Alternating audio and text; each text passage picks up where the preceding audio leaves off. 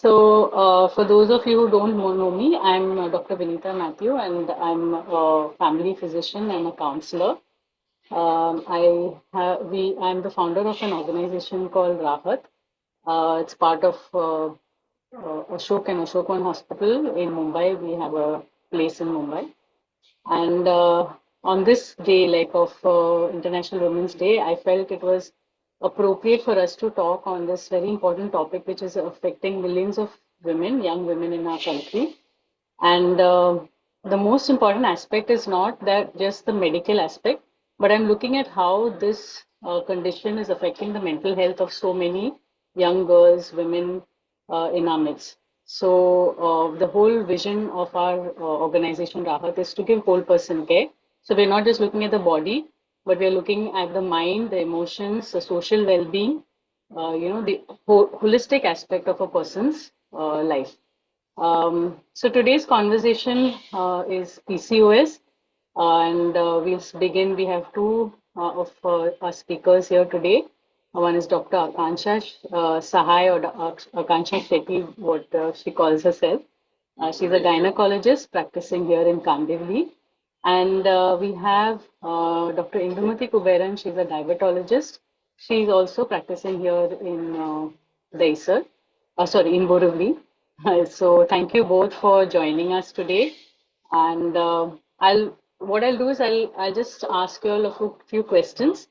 You all please answer it, and we want to be sensitive that our audience are from different backgrounds. Not everyone is from the medical background, so we want to keep it as simple as possible. If there's any of you all who feel that the conversation is going a little medical, is going too much, please do put it in the chat box. We will see to it that we tone it down and we keep it more very simple and very practical. Okay, so thank you all for joining. Um, so we'll go to the first question to Dr. Akanksha. Dr. Akanksha, can you, help our participants understand, because there are many who would probably be hearing this word PCOS or PCOD for the first time. So if you can give us a simple definition of what you would, tell a patient that they have, like when you say that she has a diagnosis of PCOS or PCOD. So Yes. can you just give it to us? Yeah. Yes, actually, PCOS, it is a normal. What happens first? Let me tell you what is normal. So a deviation from normal is what is actually PCOS. So what happens like when we have menses? So there are hormones, some of the hormones that are released from the brain, and they act on the ovaries, that is the eggs, and they stimulate the ovary to release a egg every month. And if pregnancy is planned, then the lining of the womb also gets thickened to for the baby. And if there is no pregnancy, then we have menses. So in PCOS, what happens that these hormones, they are not acting in a very coordinated manner, as a result of which the ovaries don't function properly and the eggs are not released. That is, each month the eggs are not released, and due to which there are some manifestations like due to the not the release of the eggs, the periods may become irregular. And also there can be skin manifestations, because there is a lot of male hormones that increase, so as a result of which one may have acne, more of acne, one may have hair fall, one may have like darkening of skin. So there are a lot of issues with that, plus it is affecting the besides the reproductive health as well, and there is difficulty in conceiving. Besides that, it is also affecting the mental health, because all such issues have a toll on your mental health. If not able to conceive, or if you're not able to thinking about the periods every time, it is not coming on time, so it is taking a toll on your mental health, having depression. And the body image is also, like, some people may weight gain, so they have negative aspect of the body image as well. So basically it is affecting a lot of system of a body, and so that is why we call it that syndrome. And disease is like a milder form. Only the or the eggs are not released. Milder form, which can be treated with a lifestyle. But syndrome, it has had to be a holistic approach and a multidisciplinary approach to treat it.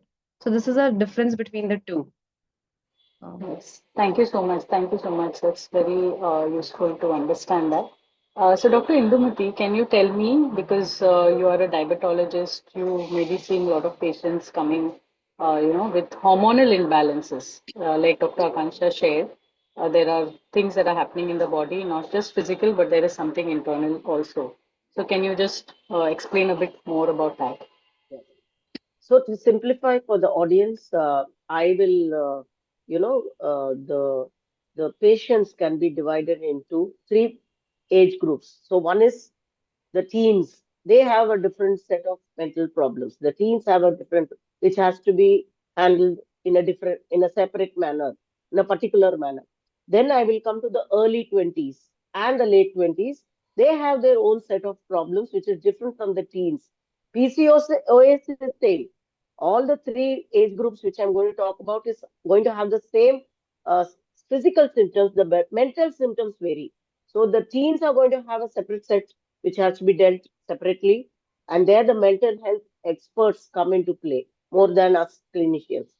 And the early 20s and late 20s, they have a separate set of problems. And the 30s, because now our women are getting married late, they are planning pregnancy late, so they have a very different set of mental health issues which has to be dealt separately. Though the Hmm. hormones may be same, like Dr. Akanksha explained, the male hormones which cause hair loss and excessive hair growth where it is not wanted, that will have different impacts on the different age groups. The teenagers, it's about looks. The early 20s and the late 20s, it's more about bodily function. They feel, not like a woman when they don't have their periods on time. More than the looks, they feel less of a woman. And this age group, the 30s age group is different. They worry more about fertility. How will I get a child? Will my married life get affected? So the three age groups, Dr. Vinita, the mental health problems are quite different, and the approach should be different for these age groups. Though the basic physiology will be the same. It will be like their androgens are more, the male hormones are more, the ovaries are not ovulating properly. There will be cysts in the ovaries. But these three age groups, they react very, very differently. So we have to, even in the audience, they'll have the children or the audience themselves, whether they are in the different age groups, will be behaving differently. And it has to be dealt with in a different manner. So we'll talk more on that in the course of the conversation. Yes, definitely. Thank you so much. So, when you say like, they have, hormonal issues, like, so can you just give us a bit about the hormonal issues, especially since you may be finding people with, young diabetics. We had a conversation on diabetics last time. So is there a link between PCOS and, diabetes or early diabetes in those sense, Yes, in that sense? Can you just give yes, us a little bit of clarity yes, on that? yeah. So not only the ovaries, and it is a systemic disease, as Dr. Akanksha has clearly told. It is not only a ovarian disease. In fact, in endocrinology conferences, when we talk, it is diabetes of the ovary. We call it diabetes of the ovary. So what happens is that when there is this problem of the basic problem is insulin resistance. That is, these girls or young women, they produce enough insulin, but they are not able to use it. So that is actually the common soil. We call it common soil. That is the base for all these problems of PCOD and PCOS. It is not like PCOS causes insulin resistance. It is the insulin resistance which leads to all these metabolic problems. So insulin resistance is fueled by obesity, which we spoke last time. Obesity is fueled by the current lifestyle of eating unnecessary more calories, piling up fat and sedentary lifestyles, more screen time, fueling insulin resistance. That is, they will have insulin, but they will not be able to use it. So, with this causes in pre-diabetic and diabetes, and so it is all part of a syndrome. It is a part of everything is connected to each other. There is it each cannot be dealt piecemeal. So all these girls, all these will have various levels of. Some girls will have only this hormones like estrogen and androgen problems more than the we call them lean PCODs. But that is all too much for the audience. Some girls will have this obesity and the increased weight and the insulin resistance more the problem than their gynecological problems. So we will simplify it. Akanksha will be able to tell more in a Yes. simplifying manner for the audience to understand. Sure, sure. Thank you. Dr. Akanksha, can you tell us a little bit about how these, this irregular periods and this, the inability to conceive, how does it Yes. have an impact on the person's emotional health, and how do you manage it, like in your day-to-day Mm. practice? Yes, actually, I have a patient still with me, and this she was like lean PCOS, and she had a lot of hair and hair growth, and she was not able to conceive. So it has taken such a, mental, toll, and now they are almost on the verge of separation with her husband, and all these things are going on, and she's calling me every now and then. So she, this was such a trauma for her, and we offered her a surgical procedure. We offered her that, but she could not somehow gotten it done because of some financial issues.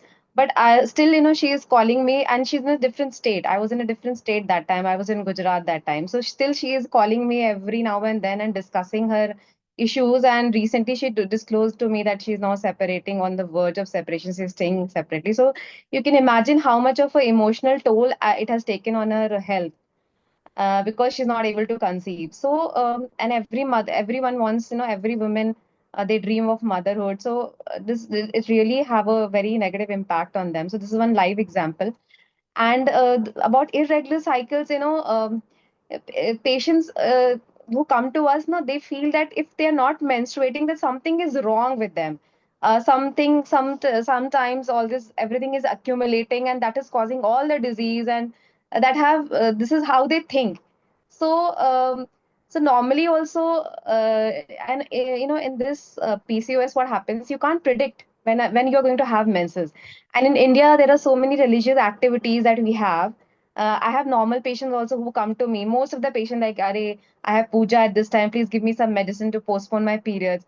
So having one who have the regular periods, they know, okay, this time they're having this periods. But one who don't know when the periods are going to happen, so for them it is really traumatic for a religious thing and all, because so because you can't predict. So this is also having a, so it's like a vicious cycle. It is worsening. Already they are so depressed and they are so anxious, and they are already socially withdrawn because of this PCOS, and plus all these symptoms are adding to their fears and aggravating the actual problem. So we have to actually have a more broader aspect when such patients come to us. We have to address their mental issues as well, besides the physical thing that they face when they come to us. So it has to be a actually teamwork, not only just gynecologists, but other people have to be involved True, to have very, a very better true. answer to their questions. Absolutely. Dr. Indu, you want And to add anything to yes, this? Yes. yes, and most of these teens are really depressed and anxious, and some of them have presented to me with self-harm, like cutting Mhm. off, not really the word, just scraping their skins with a blade, not eating for days, eating disorders. So Yes. it all doubles up. And I feel it's a social problem. It's a social Yeah. problem, especially for married girls. Because married girls have that thing from the in-laws, the husband mainly, and the in-laws in the picture. They also, they pressurize, abhi bacha nahi hua, and all that stuff. In most of the communities, marriage is complete only when the woman gets a child. The fertility is Correct. proved. So it's very heart-wrenching to see such women suffering between even sometimes I see the own mothers telling about their daughters, as if it's a deficiency in the daughter's part instead of supporting them. So a lot of social issues, stigmas are also there in our country, which has to be addressed. It is not like okay, it's PCOD, we have to do this. It's not like a constructive discussion. It's always destructive for the patient, whatever the age group be. If it's a teenager, the mother says, "Oh my God, doctor, she's always on her phone. She overeats, she junks." And then if it's a 20-year-old, it's mostly a negative feedback which they keep on getting throughout the day, which I feel experts like you only have to handle. We can handle the medical part.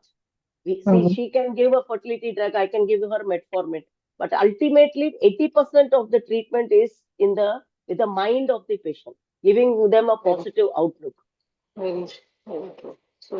So I think there's a clear bi-directional link, like it's like a kind of a vicious circle. Like the PCOS affects the mental health is the one that affects the PCOS. So it's a cycle that they keep playing in, and that's the reason why we need a whole team approach. It's not just one-sided, like a doctor giving some pills and it's going to get resolved. That's so true. So, I know women are under tremendous stress. We have a lot going on in our mind. We are multitaskers. We do so many things all together. So, both of you all maybe can just tell us how does chronic stress, add to this PCOS? We know PCOS causes stress, but how does chronic Mhm. stress co- you know, activate or, what can I say, make it progress even further. Both of Um, you can answer. Any So of you I'll can take, answer. yeah, yeah. I'll take that first. Yeah. See, again, Vinita, there are three categories and the problems are different. So, the mental stress faced by these teenagers is mainly looks and peer pressure to look good. So, that's what their main concern is that. And in this pre-20s girls, they are mostly in their studies and they are in excessive classes. So, it's mostly online, online, online. They come back from college, again, they are into online classes. So there's no time for exercise. And the studies also, most of them are night readers. So they mostly read in the night and they binge in the night also. So this is the problem with the pre-20s. 20s, they are embarking on a new profession, new job. Suddenly, from a happy-go-lucky life, they are under extreme pressure of performance. So this hormonal problems become exacerbated because of the chronic stress. So the stress plays the this people face the 20s people, the girls faces their profession and again the peer pressure. Who's earning more? How should I get up in my career? Then the 30s is they are matured mentally, but they have this, they are almost always married and they have this pressure of the in-laws and the parents and to prove their fertility. So the mental health stress which these three categories face is quite different. And we have to, probe further. And it is also a social problem because in the pre-teens, only the parents have to be supported. Parents have to realize that the child is in such a state. The second part, the 20s part, they will need support from their friends and also sometimes the employers. I write letters to the employees saying this girl is in extreme stress, so reduce her work time or give her some breaks, micro breaks. The third category, we have to involve the in laws as well as the mother's family. It's a complex thing when we discuss. The mental health experts have more, room for improvement in this than us clinicians. yeah, I agree with Dr. Indhumathi. Actually, very rightly said. And I think this problem has worsened after COVID. I think more children are more into gadgets and they are cutting short. They're not going outside and playing. They are all the time on the this internet and all the time they are with the devices. So I mean, it's very difficult. We are always thinking of the ways, how to bring our child and, make them more into physical activities or something because uh, it is all about lifestyle because what lifestyle we choose will decide what disease we are going to get in. I mean, like some people, they have the genetic predisposition also, families in their families already having such problems like diabetes and also these girls are more prone to develops like PCOD and plus with the lifestyle adding all such problem cause a lot of stress also and leads to a lot of aggravates the actual problem that PCOS may cause and so we have to actually on the early days only we have to stress upon the lifestyle especially on the parents, the teachers, the counterparts and the society as well, how to get a better lifestyle for them. So true, very true, very true. So can you give us, both of y'all, give us maybe alternately, or can just speak about some practical things that women can do? Okay, now PCOS is diagnosed. What are some things that they can practically do to overcome this syndrome that we call? Some tips that you Um, can give and which you all have been giving to your patients. Um, yes, so whenever a patient come to us with all these problems, so what I tell them, see, I can only help you like whenever till that time only till you are taking medicines, okay? But actual the root cause is your lifestyle. So once that improves, then without medicines also, and some people who are really motivated and who can with all the support. So basically again here again we need support of the family, then we need to we need to impress upon them that how important is to make the lifestyle changes, because some might may take lightly, okay theek hai, but I will take the medication, and once they are on the medication, still they are on medication, only the symptoms are on control. Once they leave, then again the things relapse.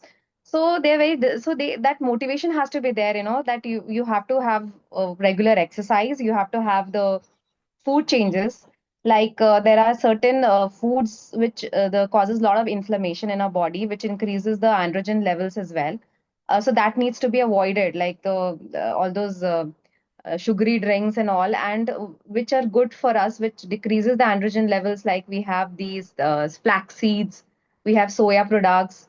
Then this, I was going through this journal, spearmint tea twice a day. There was some evidence in the some Irani studies were there. So all these things might make a difference, but they have to be followed. It has to be persistent. It's not like a one day thing, because it's a continuous problem. And if you're not taken care of in a persistent way, then it keeps coming back.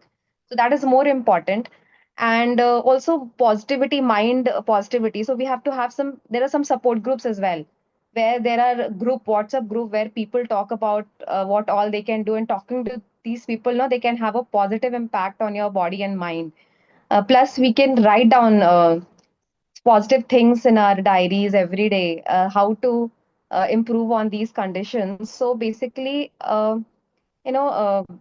making a land early, the Ayurveda, Ayurveda is so good. Like, but what timings? There are timings to eat, timings to how when to sleep, like early to bed, and how you have to eat. Like you have to chew your food and take water. All these things, they all small things, and can, if followed consistently, can actually create. Have you can control the disease, and sometimes you may not need medications as well. And even if you're taking medications, the doses may decrease if you have a good lifestyle.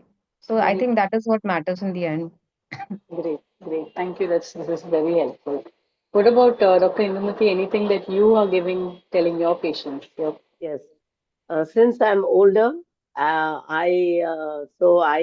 when they enter the cabin, especially girls, they tell me this, ma'am, I have PCOD. That's why I'm obese. PCOD है, इसलिए मेरे को वजन कम नहीं हो रहा है. This is the common thing I hear from these girls, and I tell them very clearly, it is your overweight which is causing the PCOS. Reduce your weight, your PCOS is going to go away. This mantra I tell them in the first visit itself. Then second visit, third visit, they open up little more. The ice is broken, and then I tell these girls, especially the teenage girls, very difficult to influence them. They are very ziddy. So when we tell them reduce your screen time, put off the mobile at 10 o'clock, beta, you go for a walk. They at least the 20-year-olds, 20 plus and 30 plus, easy to put them on a lifestyle modifier. The teenagers are really very difficult lot. They have those hormonal things, and they rebel against their parents, rebel against everybody. They are rebellious in nature, so they need kindness. They need, they have to get our trust, then only they will listen to us. So lifestyle modification is easier said than done, especially implementing in the patient is very difficult. Right. In the 20-year-olds and 30-year-olds, little easier because they are more mature and they know we are talking for their own good. The teenagers need people like whole person care like Raahat, because we cannot handle their rebellious nature. So most of these teenagers with thyroid problems and obesity problems and PCOS, I usually refer to Raahat because They want more talk and they want kindness, which I think the whole person wellness programs provides more than us clinicians. Yes, thank you so much. So, Dr. Akanksha, you mentioned something about surgery. So, is there, because Yeah. you're a laparoscopic surgeon, how do you, Yes, I yes. mean, can you give us some insights into that? Yeah, actually, most of the patients, they are, if the lifestyle, as Dr. Indhumathi said, is very difficult, to, it's very easy said, कि, okay, you do lifestyle changes, but, to implement it is very difficult. So if they do, most of the things with medications also, mostly, we are able to treat and the symptoms are under control. But however, there are some patients, who are trying to conceive, and sometimes so many medications we are giving, for them, because as I said that, in these patients, the eggs are not released. So we give them medication so that egg is released, and only this will increase the chance of having a pregnancy. So, but after all the efforts that we have made, sometimes we are not able to do it. Then there comes the role of surgery. Sometimes I have seen patients. There was one, I still remember one patient who was like having have a body weight, have heavy body weight, and she was PCOS and she was not able to conceive. But some surgeon had done this drilling. Drilling is what like we do. It's a keyhole surgery. We are, with current, we pass some current inside the ovaries, and we with that current, what we do is like we burn some part of the ovaries. So what that does is like that decreases some amount of male hormones and make the ovaries more, more friendly and feminine, so that they can release the egg. So this is what it does. So I still remember she, at the age of 38, she conceived, and then we delivered her baby. So sometimes it works on those women where we are not where they are not able to conceive with all the drugs. Yes, it does help. And also these patients, they are worried about the surgeries, so they are more upset. So we have to do a proper counseling, because already they are so depressed, not able to have baby, plus all such mental health issues. So we have to, again, we have to involve a counselor, and we have to actually address all those issues, because after surgery most of them will resume their menses. It becomes regular. So after surgery, mostly once the symptoms disappear and everything is normal, so the mental health also improves automatically. So but it is, but still we have to keep we have to keep talking to them, and about their mental health issues regularly. So this is how surgery can sometimes, because I've seen to some patients, where spontaneous conception at the age of 38. So that was very nice for the patient. So it does help. Thank you. Yeah, so there are some, like, some things that can help. It's not, very, like a bad scenario in that sense. We can overcome We it with can. the proper treatment at the right time. And of course, a holistic approach. That's what you're both are trying to say.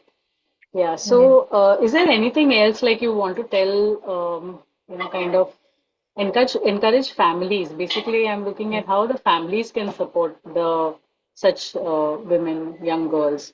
So, any message that you would like to give families? So when we are consulting these, especially these teenagers, the 30-year-olds and 20-year-olds usually come alone. Teenagers are always with their parents. So it should be a family talk.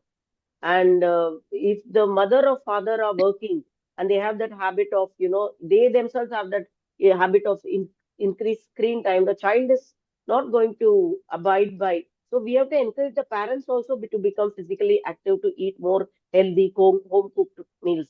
That really helps the child, and they feel okay. She's telling my parents also to change, so let me also change. It brings a very positive impact on the child. And secondly, what they should understand is the lifestyle modification we are suggesting is for life. They always ask me, ma'am, 6 महीने के बाद can I resume my old life? It's not going to happen. So the lifestyle change is for life. You have to tell them very clearly. And most of these young girls who come for premarital counseling to me, ma'am, my reports are like this. My HbA1c 6.7. Can I get married? I'm little 32 BMI. So I tell them, please, yeah, please bring it down to normal, and then go for marriage. 1 year you take, detox yourself and go, because after marriage it becomes, the time limit is limited. They have to adjust into their marital home. All those adjustment problems come. So most of the patients who come to me for premarital counseling, I tell them, 6 mahina thoda bhajan kam karo, get your things in order, and then you embark on marital journey. So all these small things matter when we discuss. Like, we cannot take them as a case of, if PCOS, okay, androgens are high, LH FSH ratio is 2:1. So let me give her metformin, let me give her this. It doesn't work that way. It doesn't work, especially in PCOS. It's a family thing. It's a social thing. It is a what to say. It is it, it Everything goes hand in hand. The family, the counselor, the friends, the peer group. Sometimes the teachers are also taken on board. If there are teachers in the group, they will understand that if they are teaching for the 8th standard, 9th standard, 10th standard, they'll be seeing this problem. Teachers also have a very important role in counseling these kids. Yes. So Uh, true. Actually, when the parents come to me, na, so they are वो worried कि अरे my children, they have irregular periods, इसको बच्चे होंगे कि नहीं. So this is what they are more, the girls, the parents that are coming to, अभी तो teenager है, but still future में ऐसा कोई problem होगा. This is what they ask me. So the thing is कि we have to tell them कि PCOS can have like immediate, it has got immediate concerns as well as the long term problems as well. Immediate to like irregular periods, all those hair problem and all such problem, and the long term problems it can have is like the heart problem, high blood pressure, sleep problem. Then it also affects the mental health as discussed. So there are, and also there are chance of cancer, in little chance, because there are the estrogens, the female hormones are more and the progesterones are less now. So that is, there is an increased risk of cancer in them. So this is, and then we have to tell them that in pregnancy also, if they become pregnant, because this problem causes difficulty in conceiving, and even if they become pregnant, so there are a lot of problems that can happen in pregnancy as well. So, like, once they become pregnant and as they are little overweight, mostly most of the women with PCOS suffering with PCOS, so they are more prone to have miscarriages. They are more prone to develop diabetes during pregnancy, and some of them are already diabetic when they are conceiving. So, and also they can develop hypertension, like high blood pressure during pregnancy. So they can have small babies, they can have early deliveries, and they can also have this mental health issues getting aggravated soon after delivery or even during the delivery when they are antenatal. So all these problems can cause so when so we have to tell them about these issues, and also rightly said, as Dr. Indhumathi said, that we have to involve the family is the best support. If everybody has to be counseled, and if the at the home everybody has to eat properly, and they make this will also in future also that pregnancy problems, all these things can be the severity may decrease. So all these things we have to counsel when the patients come to us. Thank you so much. This is very, very, very informative and helpful. Actually, we have in our midst Dr. Pooja Parab. She is a dietitian by profession. So I'd asked her to jump into this call because I wanted her to give us some input so that we'd have again a holistic, picture to lifestyle changes, because Dr. Indhumathi is very much focused on lifestyle changes. So Dr. Pooja, can you just give us some tips, something so that our audience can take away things? Yes, definitely, ma'am. Thank you for the opportunity, first of all, and good evening to all the seniors doctors here. I'm really very glad that the approach towards PCOD, which is polycystic ovarian disease syndrome, is really approached in a holistic way. Both the doctors, being very good at the medicinal knowledge of theirs, but still they are imbibing again and again on a lifestyle modification.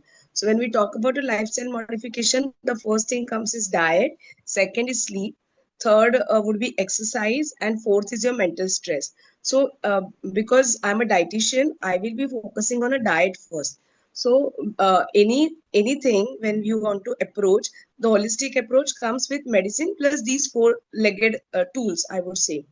So in case of diet, the first thing that I have seen is not putting them on a crash diet. So whenever, as I think Dr. Indhumathi said, that when teenagers enter into their cabin and she already starts saying that I have PCOD, so I'm gaining weight. So it is other way around, because you have gained weight, you have got PCOD, so the PCOD is furthermore gaining weight. So to break that vicious cycle, we can't put them on a crash diet, because we all know that the all sex hormones are derived from cholesterol. So they just stop fat. I think Dr. Akanksha said that we have to give them flax seeds, nuts. So they are all a good fats, omega-3, that we need to incorporate into the diet. So when I have to plan their diet, the strategically first thing comes is we have to check for the insulin control. So they should not go into insulin sensitivity resistance. So definitely not carbs which are very it will raise the blood sugar very high. So we call high GI, low GI. So for everyone to understand, we have to eat not carbs like refined carbs, maybe sugars. So we have to put them into millets, the wholesome carbs. And every meal has to be enriched with protein. So typically Indian diet and Indian females needs minimum 55 to 60 grams of protein. So that much we have to give, and it is not that 55 proteins only in one meal. So we have to give them in every meals, like breakfast, maybe lunch, maybe the tea time snacks, some snacks which are also protein based. Again, the dinner. If required, we have to give them protein supplements if they are vegetarian. So protein plays very important role. Wholesome carbohydrates plays a very important role. And I said the fats, which are good fats, like maybe nuts, walnuts, almonds, flax seeds. There are watermelon seeds, pumpkin seeds, sesame seeds. So all these things, sometimes I ask my patients to make a small laddu out of it, not adding any sweetness to it, but maybe jaggery or black raisin, something like that. So that way, we can take care of the macros. And when it will come that we have to make them understand the importance of exercise, maybe strength training, walking. And as Dr. Indhumathi said, it is very easy for this 20 plus patients to tackle because they really listen. But the teenagers, they are actually very stubborn. And as even madams are trying to say that, family should give them support. I have seen that a family is eating wholesome, they are eating all homemade food, but these kids are going out and eating momos, shawarma. So there is no control over it. So that is where I think the mind section has to be tackled, from them going to that addiction of having that outside food, because that is creating havoc in both the ways. Firstly, though, it is hampering the carbohydrate content and the sugar levels, and secondly, the preservatives and everything, the synthetic hormones. So that would be a right approach of giving them a diet. So as I said, the carbohydrates, proteins, and fat, the proper meal, and then most importantly is the timing of the meal. They shouldn't be skipping on meal. Most of the time, I've seen many people skip breakfast, or they just want to lose weight, so they will have one meal per day diet. So that is also not right. So we have to give them a proper meal timing and avoiding the gaps. And weight loss is recommended at least 5 to 7% of their body weight in another 3 to 6 months. So maybe we are not expecting 10 kgs of weight loss in first 1 month or 1.5 months. That also has to be very gradual and consistent. And then I would like to give some tips to our audience, which are, very quickly that they can incorporate into their daily diet.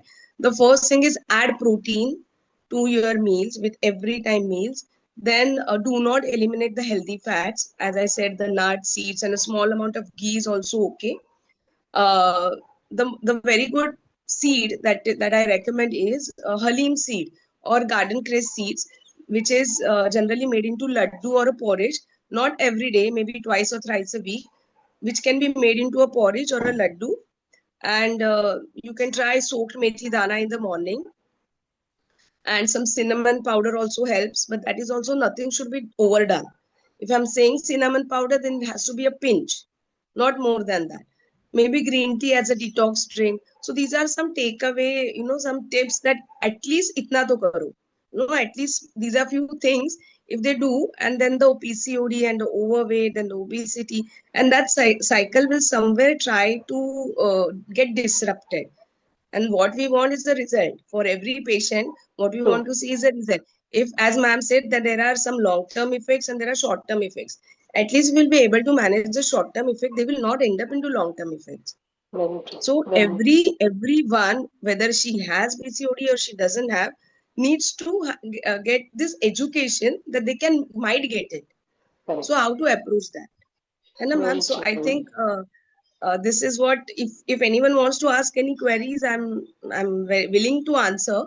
But Yes, these are yes. my few Tips. major things that I wanted Thank to put focus on.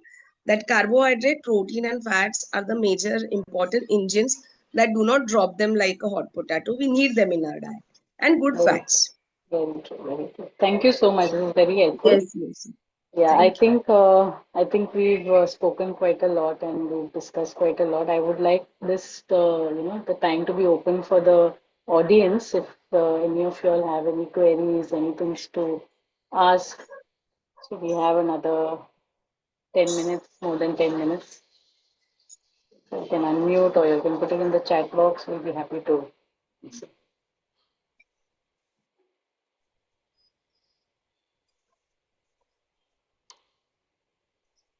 I think each and every one has given different perspectives, so I'm very thankful for you to you all.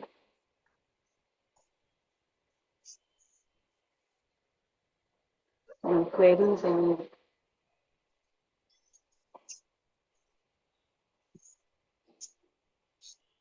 I think the I think the conversation has given a lot of clarity to everyone. So So I'll have to highlight one point. We yeah. use a lot of GLP-1s. Everybody must have heard about Ozempic and Mounjaro. And now Mm-hmm. Ozempic is going off patent from March 21st. So we are getting very cheaper options. And Mm-hmm. there was a big hue and cry about using it in children. Now it is approved for patients above 18. But off label, I've been able to use in some teenagers also because they have that hedonic eating. They have that craving. They have to Mm-hmm. satisfy that. As Dr. Pooja said, there'll be home cooked food, but they crave for outside food. So to break that from their brain, from the hypothalamus, to bring down the craving, for a few months, for a few weeks at least, I put them on low dose semaglutide, and that works wonders in these kids. They at least they eat only the 3 meals a day. They lose the initial 5 or 6 kg, and then we can taper them off. It is off label, of course, in kids below 18, but I have been using it for 16, 17-year-olds also with good results because always counseling and that doesn't work. Some Right. pharmacological intervention. So the audience also have to know that these things are there to help children who are not able to do it on their own. Right. Thank you. Thank you. That's helpful. So there's some questions here. How do you deal with a motivation drop in your clients in terms of sticking to diet plans and exercise? How do you Mhm. deal with the motivation drop? It's a tough thing to deal with, I believe. Counseling, counseling, counseling. And as I told you, the teens and 20-year-olds, 30-year-olds, they all have different, Okay. thing. So the teens, we'll have to be kind. We'll have to prod them further. Please get up. Please get up in the morning.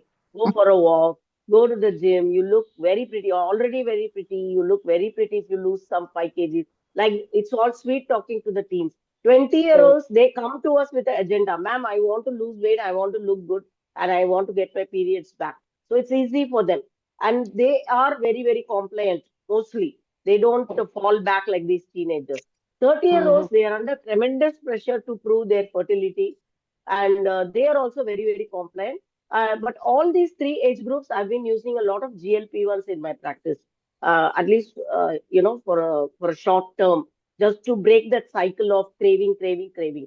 When the Right. craving stops, they stop eating and they learn, okay, I can survive with half a bakri. One girl lost oodles of weight from 110, she reached 70 in 7 months.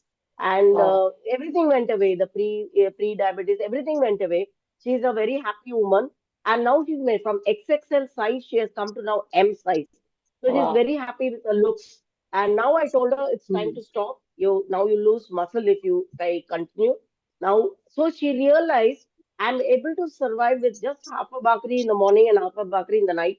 Throughout the day, she was only taking the nuts, as Pooja said, the nuts and nariyal pani and chas and fruits and salad. So she understood, okay, I can survive on such less food. And she now has a very glowing skin. The acanthosis has gone away. So to make them realize that you can survive on very less food, very less calorie food, or at 1200 a healthy diet, the GLP-1s are very good. Of course, it has to percolate more into the doctor community. We diabetos are using it like left and scepter, and there are many options. See, cheapest option is liraglutide, and sema is going off patent. So we should do more sessions on GLP-1s also, and also the pros and cons. There are side effects to these drugs, but it's Mm. really a game changer where you can, you know, Break the put cycle. an put a break in the cycle. It just Correct. happens in weeks. Very nice. Very nice. Thank you. Uh, and Yes, yes. Yeah, yeah. Go ahead. Go ahead. One more thing I just wanted to add ki sometimes the patients who have out of lifestyle they have fertility has regained and they have weight loss and all the symptoms are different. Sometimes we can make there are WhatsApp group where we can new patients we can make interact with those patients who have actually had a very good lifestyle change and they have actually had a control over the disease. So sometimes they get motivated by talking to these people also. So that Yes, might also help. yes. The support groups are a big help. Yeah, that's very true. Very true. Yeah. There's one more question. Is it if one can have weight gain, there is a possibility to have PCOS? That means weight gain. Yes, yes. Yes, no? Yeah. So if you have weight gain, then you need to check whether it is because of PCOS. I think that's what she meant. Weight gain actually causes PCOS. Causes PCOS, yes. Yes. So we cannot put the blame on PCOS. PCOS is causing my weight gain. That has to be abolished. That has to be erased from the minds of the public. It is Right. your weight which is causing the PCOS. It is your weight which is causing the insulin resistance. It is Right. your weight which is causing all the problems, like Dr. Akanksha said, the hypertension problems, especially the obstetrics. The 9 months is a real uh, stressful period, not only for the patient but also for us, diabetos and the gynecs.